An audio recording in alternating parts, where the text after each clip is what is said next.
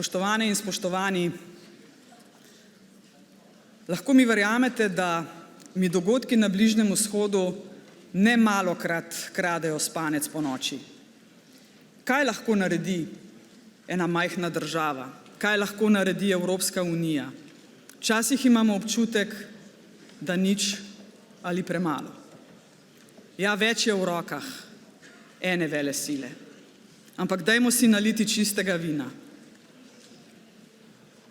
Dovolila si bom izreči danes to v Evropskem parlamentu.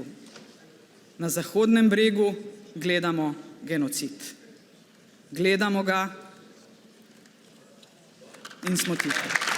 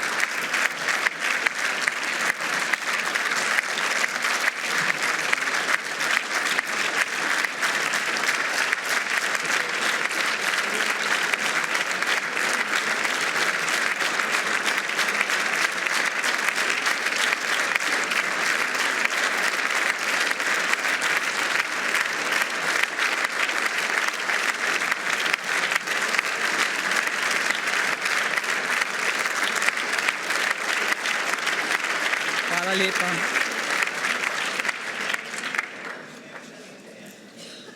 Razumem levo, razumem desno, ampak spoštovane in spoštovani, to, da je danes človek persona non grata v eni državi, človek, ki mu je ime Antonio Guterres, ki se zavzema za dostojanstvo vsakega človeka na tem planetu, ki zagovarja humanitarno pravo, kam smo prišli, spoštovane in spoštovani, da so takšni ljudje danes problematični.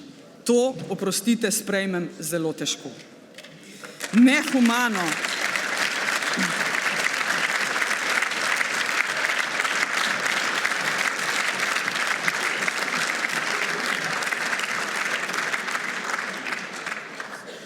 Nehumano ravnanje s civilnim prebivalstvom je nekaj, pred čemer si mednarodna skupnost ne bi smela zatiskati oči.